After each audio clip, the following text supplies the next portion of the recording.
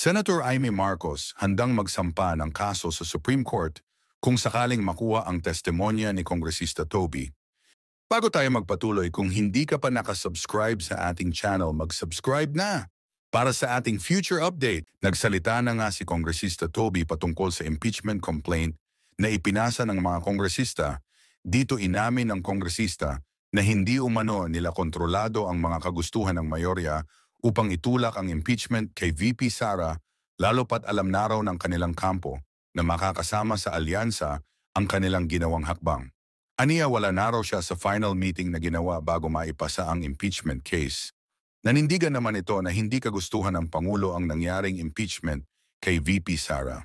Samantala naglabas rin ng pahayag si Senator Amy Marcos at dito sinabi niya na gusto na niyang matuldukan ang issue na ito upang maihain ito sa Korte Suprema kung magsasalita lamang si Kongresista Toby. Kung pagbabasihan ang naging pahayag ni Kongresista Toby, palagay ko panahon na upang ibasura ang impeachment kasi nga 'di ba sabi niya nasuhulan o iniipit ang mga kongresista kaya napilitan magsipirmahan.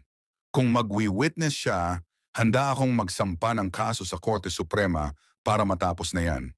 Matatandaan natin na inulan ng batikos ang administrasyon ni PBBM dahil sa sunod-sunod na nangyari sa pamilyang Duterte saad ni Kongresista Toby. Isa ito mga rason kung bakit tumagilid ang alyansa. Aniya kung titingnan ang mga nangyayari una na noong na-impeach si V. Sara ay baka umano akalain lang ng mamamayan na sinusunod lamang nila ang kanilang tungkulin. Pero noong dinakip at isinuko pa si PRRD sa The Hague ay parang sa tingin ng mamamayan ay planado ito. Ito ang rason upang bumagsak ang suporta na nakuha nito sa Mindanao at maging sa Visayas.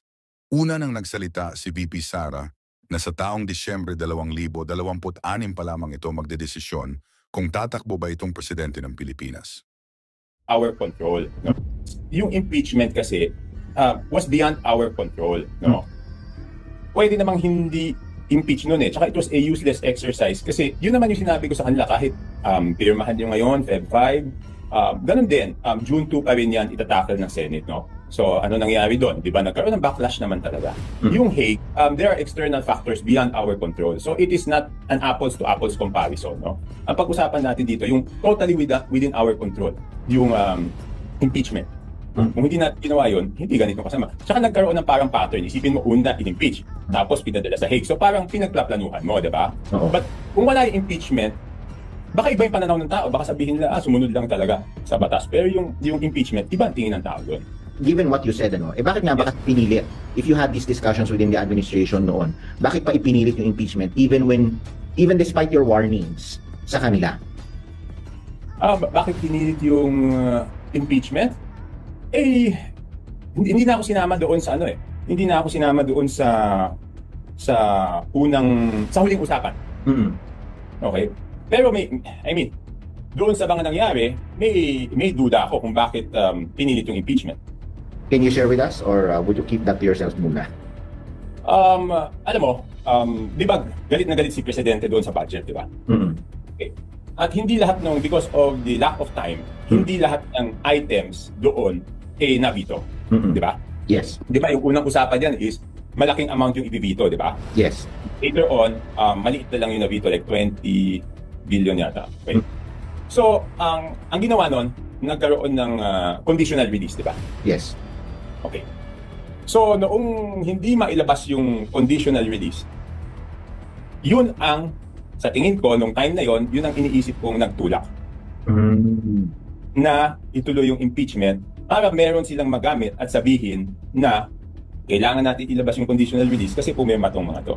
And later on, I was proven correct. Yun yung duda ko noong ginagawa nila yan.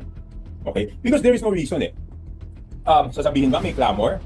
There was no clamor. Ang sinabi nila, alam ko, ang sinabi nila kay Presidente was hindi nila mapigilan yung clamor.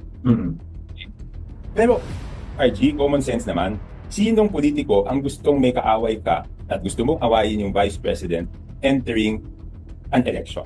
Yes. Number 1. Number 2, lahat naman ng politiko ay humihingi ng suporta sa Iglesia ni Cristo. So, ang gustong mag-vote ng impeachment nung nag-rally na ang Iglesia ni Cristo supporting the call of the President na wag ituloy yung impeachment.